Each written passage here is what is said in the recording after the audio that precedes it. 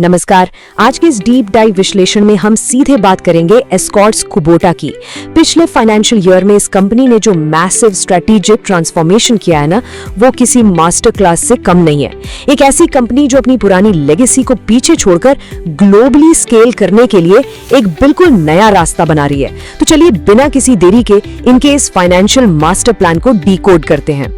89.26% एक ही साल में नेट प्रॉफिट का इतना बड़ा जंप पहली बार देखने पर तो ये बिल्कुल किसी ऑपरेशनल मिरेकल जैसा लगता है ना? लेकिन सच्चाई इससे थोड़ी अलग और कहीं ज्यादा कैलकुलेटेड है। ये मैसिव उछाल सिर्फ ज्यादा ट्रैक्टर्स बेचने का नतीजा नहीं है। असल में ये एक बहुत ही स्मार्ट स्ट्रेटेजिक मूव है अपने एक मेजर बिजनेस डिवीजन को डाइवेस्ट करने का। तो आइए पर्दे के पीछे चलते हैं और देखते हैं कि आखिर ये सब हुआ कैसे।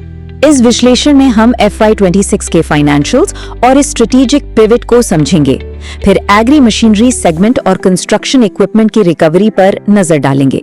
उसके बाद कुबोटा के साथ डीपनिंग इंटीग्रेशन प्लान और आखिर में इन सब पर असर डालने वाले मैक्रो और वेदर रिस्क्स पर चर्चा करेंगे। शुरुआत करते हैं पहले हिस्से से, FY26 financials and strategic pivot. देखते हैं कि कैसे इस कंपनी ने अपने फ्यूचर के लिए एक जबरदस्त फाइनेंशियल वॉर चेस्ट यानी एक बड़ा कैश रिजर्व तैयार कर लिया है। तो नंबर्स पर आते हैं। FY25 के मुकाबले FY26 में जो टॉप लाइन रेवेन्यू है वो 12.65% बढ़कर सीधा 11,540 करोड़ रुपए के पार निकल गया। ये शानदार growth primarily record tractor volumes की वजह से आई।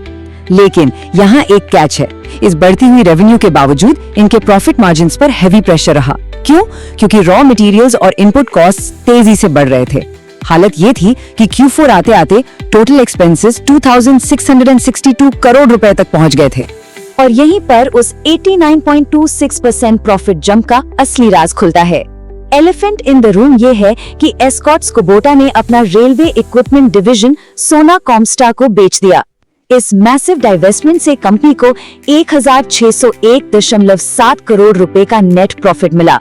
ये एक मास्टर स्ट्रोक था जिससे कंपनी का पूरा फोकस अब सिर्फ और सिर्फ मशीनरी पर आ गया है। और इससे भी बड़ी बात, इस एक मूव ने FY27 तक के लिए लगभग 7,500 करोड़ रुपए का एक मैसिव कैश रिजर्व खड़ा कर दिया है। अब बात करते हैं इस पूरे ऑपरेशन के कोर ग्रोथ इंजन की, यानी हमारा दूसरा section agri machinery segment deep dive. ये वो डिवीजन है जो कंपनी के टोटल रेवेन्यू का सबसे बड़ा हिस्सा लेकर आता है। वॉल्यूम्स की बात करें तो FY26 में डोमेस्टिक सेल्स लगभग 1,27,000 यूनिट्स रहीं, जबकि एक्सपोर्ट्स सिर्फ 6,676 यूनिट्स तक सिमट गए। अब डोमेस्टिक मार्केट में ये जबरदस्त परफॉर्मेंस आई कहां से? असल में देश में हेल्दी रिजर्वायर लेवल्स और रूरल लिक्विडिटी ने इसमें बहुत बड़ा रोल प्ले किया। लेकिन दूसरी तरफ एक्सपोर्ट मार्केट स्ट्रगल कर रहा था।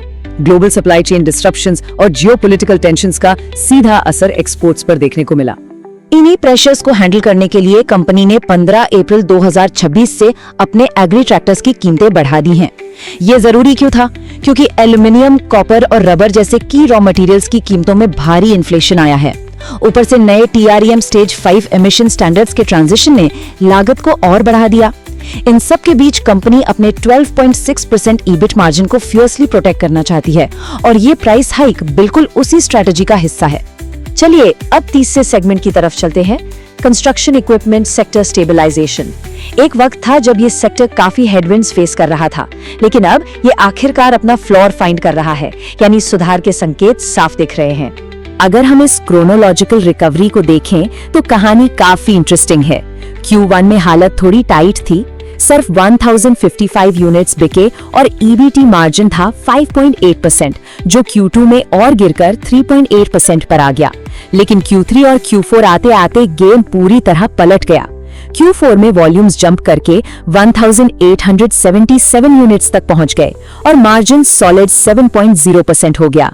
साल भर में टोटल वॉल्यूम भले ही थोड़ा ड्रॉप हुआ हो, लेकिन बेहतर वॉल्यूम एब्जॉर्प्शन और सरकार के 12.2 लाख करोड़ रुपए के इंफ्रास्ट्रक्चर बजट की वजह से साल के आखिर तक मार्जिन्स में एक शानदार रिकवरी आई। अब फोकस शिफ्ट करते हैं इनके लॉन्ग टर्म विजन पर। चौथा section, the deepening Kubota integration और इनका MTBP 2028 मास्टर प्लान। देखते हैं कि वो 7,500 करोड़ रुपए का कैश रिजर्व और जापानीज पेरेंट कंपनी की एक्सपर्टीज आखिर इस्तेमाल कहाँ हो रही है। यहाँ सबसे पहले समझना जरूरी है KPS को, यानी कुबोटा प्रोडक्शन सिस्टम। देखिए, ये इंटीग्रेशन सिर्फ पेपर पर या फाइनेंशियल्स तक सीमित नहीं है। ये एक कॉम्प्रिहेंसिव मैन्युफैक्चरिंग फ्रेमवर्क है जो अब इंडियन प्लांट्स में इम्प्लीमेंट हो रहा है। इसका पूरा फोकस एफिशिएंसी बढ़ाने, स्ट्रिक्ट क्वालिटी कंट्रोल लाने और ग्लोबली एक्सेप्टेड स्टैंडर्ड्स के ट्रैक्टर्स प्रोड्यूस करने पर है। ये एक तरह का कंप्लीट ऑपरेशनल ओवरहॉल है। और इस MTB 2028 स्ट्रैटेजी के 3 मेन स्टेप्स हैं। पहला, इंडिया स्पेसिफिक इंजन लोकलाइजेशन, ताकि बाहर से इंजन इंपोर्ट करने की कॉस्ट बचे। दूसरा, साउथ इंडिया के वेटलैंड्स में पावर ट्रैक शौर्या सीरीज को अग्रेसिवली लॉन्च करना। अभी वहां इनका मार्केट शेयर सिर्फ 3% है और इनका टारगेट इसे सीधा डबल करना है।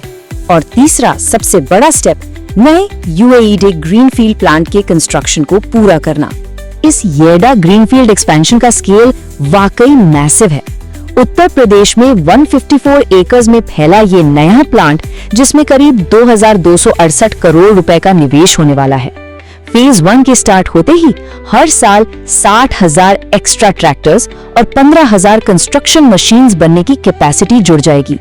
क्योंकि इनकी करंट कैपेसिटी अब ऑलमोस्ट फुल हो चुकी है, इसलिए ये एक्सपेंशन बिल्कुल क्रूशल था। इसी प्लांट के दम पर Escorts Kubota global international network के लिए एक बहुत बड़ा सोर्सिंग हब बनने की तैयारी कर रहा है।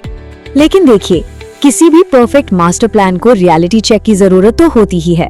तो आते हैं आखिरी हिस्से पर, navigating macro risks and weather. ये एक ऐसा अल्टीमेट स्ट्रेस टेस्ट है जहां अनकंट्रोलेबल मैक्रो और एनवायरमेंटल फैक्टर्स इस पूरी की पूरी ब्यूटीफुली इंजीनियर्ड स्ट्रेटजी को चैलेंज कर सकते हैं। यहाँ पर दो बिल्कुल ऑपोजिट फोर्सेस आपस में टकरा रही हैं। एक तरफ एक बेरिश इंडिकेटर है IMD का 92% LPA मानसून फोरकास्ट, जिसमें एल नीनो का रिस्क साफ दिख रहा है, यानी बारिश कम होने का खतरा। लेकिन दूसरी तरफ एक बहुत ही स्ट्रॉन्ग बुलिश इंडिकेटर भी है। देश के रिजर्वॉयर्स अभी अपने नॉर्मल लेवल के 117% पर भरे हुए हैं। ये सरप्लस पानी एग्रीकल्चरल सेक्टर और किसानों के लिए एक बहुत बड़ा पॉजिटिव सपोर्ट सिस्टम है। अब सवाल ये उठता है कि अगर मॉनसून सच में फेल हुआ तो क्या होगा? डेटा कहता है कि घबराने की जरूरत नहीं है। टोटल ट्रैक्टर सेल्स का लगभग 45% हिस्सा रिप्लेसमेंट डिमांड से आता है, यानी पुराने ट्रैक्टर्स बदलकर नए लेने वाले लोग। प्लस रूरल इनकम्स अब सिर्फ खेती पर डिपेंडेंट नहीं है, वो काफी डाइवर्सिफाइड हो चुकी हैं। इंडस्ट्री एनालिस्ट्स का मानना है कि यही स्ट्रॉन्ग रिप्लेसमेंट साइकिल और डाइवर्सिफाइड इनकम मिलकर एक जबरदस्त बफर बनाते हैं, जो खराब मौसम के किसी भी झटके को काफी हद तक एब्जॉर्ब कर लेंगे। तो सारी बातों का निचोड़ क्या निकलता है? प्रोजेक्टेड 7,500 करोड़ रुपए का massive cash reserve, record profit growth और वर्ल्ड क्लास कुबोटा इंटीग्रेशन, इन सब के साथ एस्कॉर्ट्स ग्लोबल स्केल पर डोमिनेट करने के लिए बिल्कुल तैयार हैं। इनका फाइनेंशियल बेस अब किसी किले जैसा मजबूत हो चुका है। लेकिन एक फाइनल थॉट यहाँ छोड़कर जाना चाहेंगे। क्या इनकी ये meticulously engineered strategy mother nature की उस अनप्रेडिक्टेबल फोर्स को मात दे पाएगी? मौसम हमेशा से ही एक अनकंट्रोलेबल एक्स फैक्टर रहा है और आने वाले समय के नतीजे काफी हद तक इस बात पर टिके होंगे कि नेचर इनका साथ देती है या इनका टेस्ट लेती है। इस डीप डाइव विश्लेषण में समय देने के लिए बहुत बहुत धन्यवाद।